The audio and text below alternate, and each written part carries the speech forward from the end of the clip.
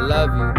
All the good times we had, I wish I could repeat them for the past 3 months. Love and feeling a little feeble.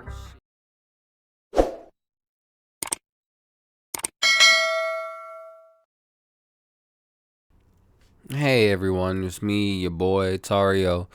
Today we're gonna be watching the legacy of Daft Punk. Y'all remember party people in the house tonight? I know they're not the same people, but they have the same style. Well, no, they're a lot different, but I like that. I like that group. I forgot their names. I remember I used to remember the little robot head? Yeah, I used to wanted that shirt as a kid, boy. Man, that was the stuff, bruh. That being said, be sure to like, subscribe,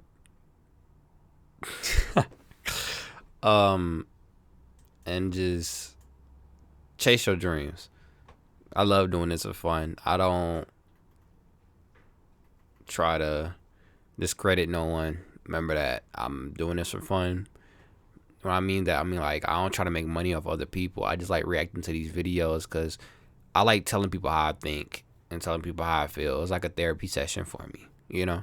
Because in real life, I don't get to tell a lot of people how I feel and think, or a lot of people don't understand. But here, I can just, be myself and I just talk and tell, I love music, so why not make a channel with music, reacting to how other people think and talk and tell them how I feel about certain things, like Legacy of Daft Punk. I know all their songs. I don't listen to all these songs no more. I used to as a kid. But with that being said, let's get into the video. Shout out to my boy Voik Stitch. I'm not going to try, I'm bad with names. All right, let's get into it. Album coming out November 7th.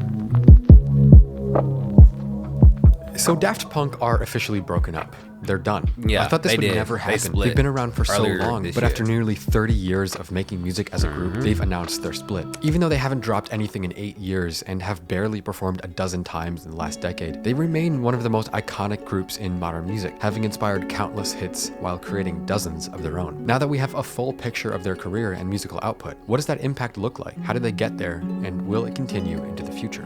This video is brought to you by CuriosityStream. If you sign up with the link below, you'll also get access to my streaming video service, Nebula, where you can find the extended cut of this video, or rather, the true cut that YouTube doesn't allow. So if you sign up for CuriosityStream for less than $15 for a whole year, you'll get Nebula included literally for free. That's curiositystream.com/Volksgeist.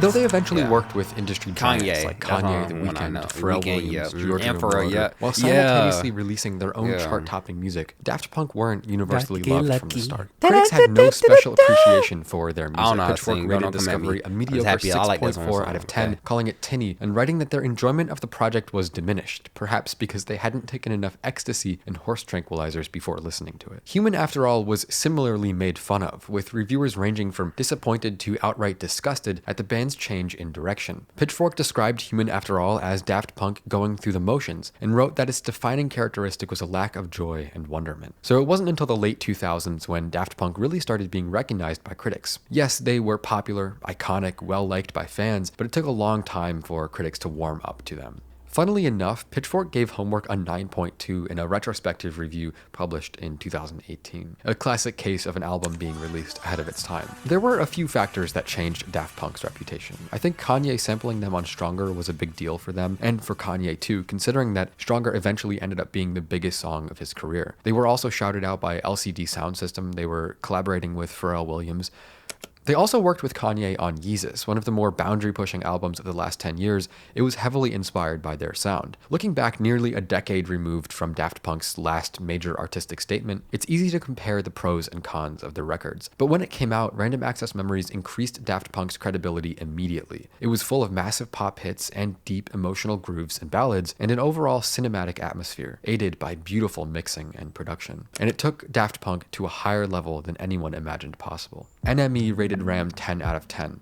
Rolling Stone gave it 4 stars. They won 5 Grammys. Daft Punk had become living legends overnight. And while Random Access Memories remains a fresh-sounding masterpiece to this day, when it came out we had no idea it was not only their magnum opus, it was also their swan song. In the 8 years since Random Access Memories, their only public contribution to music has been 2 songs off The Weeknd's 2016 record, Starboy. Daft Punk have always been private people. Let's not forget, their iconic masks were originally conceived as a way to maintain privacy as they became increasingly famous. And so we don't know much about the people behind the masks, but that's how they wanted it. It seems like they didn't want their lofty musical goals to be impeded upon by personality or performance. And in the end, they were able to achieve some very lofty goals indeed. And Ram, underneath its major success, does contain something of a goodbye from the group. Being so big, so full of sound and story, it's easy to forget how the record ends.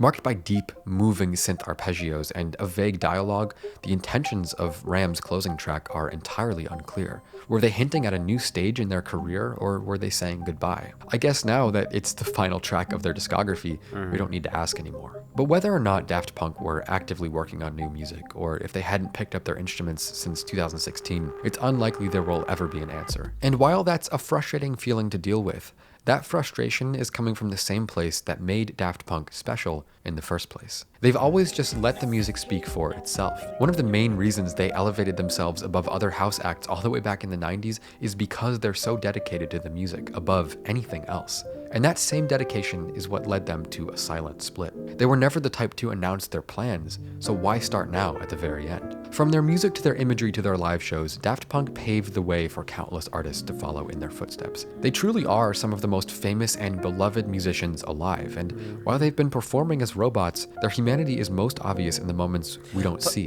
especially now when they've decided to walk away from it all without a word. Daft Punk may have only ever released 4 studio albums, but without them, there's so much more music that would have been completely different or never made at all. Kanye, The Weeknd, Skrillex, Deadmau5, LCD Soundsystem, Pharrell Williams, all these legendary artists have named Daft Punk as big inspirations for their own sound. Skrillex practically said he never would have even tried to make music if it wasn't for Alive 2007. In the words of Pharrell Williams, himself a music legend, Daft Punk are responsible for EDM in mainstream music. And without a doubt, I would say they started the disco funk revival. Yeah. And over the years, people have claimed that the very sound of electronic music itself changes every time Daft Punk makes an album. But they never got too into EDM or disco funk because, they were faceless robots whose yearly public appearances could be counted on one hand. They had an idea of what they wanted to be and never watered it down for any trend or movement. In fact, I would say after creating EDM, they ended it too, with Ram completely moving the industry in a new direction. But after that, they just seemed uninterested in continuing. Just a few more collaborations and then years of silence. But despite their disappearance, the hype never died down. Even today, fans think there might be another project to be released post-breakup. But if anything is for certain, it makes sense that they've chosen to end it without so much as a passing goodbye. Daft Punk always wanted the music to speak for itself, nothing more. In the end, can you really blame them for sneaking out through the back door? In the words of Guy himself, all the way back in 1997, there's been this big hype, but we don't care. We'll stop when we stop making good music. We don't know if this is why they broke up, but there's one thing I can say for certain. We're going to be hearing their music and their impact for decades to come. I like that. I like that. I like that. Like, I'm going to tell y'all how I feel afterwards. Yeah.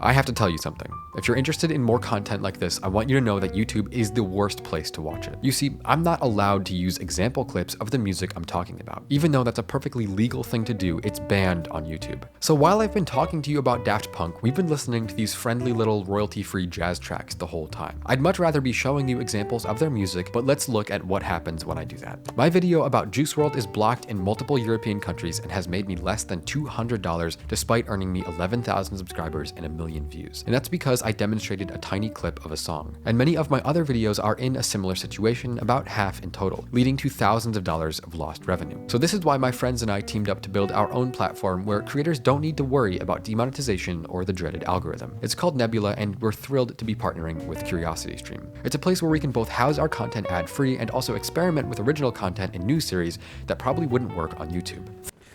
No disrespect YouTube, but I feel like if someone's using music and clips to express how they feel about something, is good, even if they make money off of it. But that's like, how those streams where they be like 24 hours, all this type of music, and they just get donations on donations and this and that and this and that. Them radio shows and stuff. If it's not their music, they should get dinged. But people like this that literally like edit every fucking thing, hours upon hours of editing one video, and you say demonetize, that's wrong. That's wrong. So y'all shout out to my boy. Shout out to my boy in the Nebula on what you call it. Y'all go support him. That's wrong, bro. That's not. See, I think about this type of stuff. I'm like, once I start getting to his level, I don't want that happening to me. Cause I'm gonna be in the same predicament. But me, I react to stuff that other people react to. So it's like, hey, But when it comes to like, I remember, my bad, I hit myself on knee again. When it comes to Vince Staples, Are You With That? I was reacting to the music video, and that shit got copyrighted. I was like, I understand. He wants to make money off of it first like 6 months or so, and after that, still hell no, cause it's like, I don't like how music is so copyrighted, so you can't use it for creative use only. You know what I'm saying? And creative use to make other money, like like sampling. People still like taboo, like, oh my god, you're not sampling my song I made in 1930. The fuck you think you is, rapper? Like, bro, no one listening to your music like that. If it's like, if your music makes under $1 million every 6 months, I feel like, okay, someone could sample your shit. It's not a big deal. They give you some money, or they sample it for free. They have your blessing. Like, that's what I do. But I sample people, and I don't care, because I'm like, I love music. It's free though. I don't make no money off of it, but I don't care because I want to express myself a certain way. I think you should get paid for music, but like my granddad told me, you'll never understand until someone steals your shit and you mad.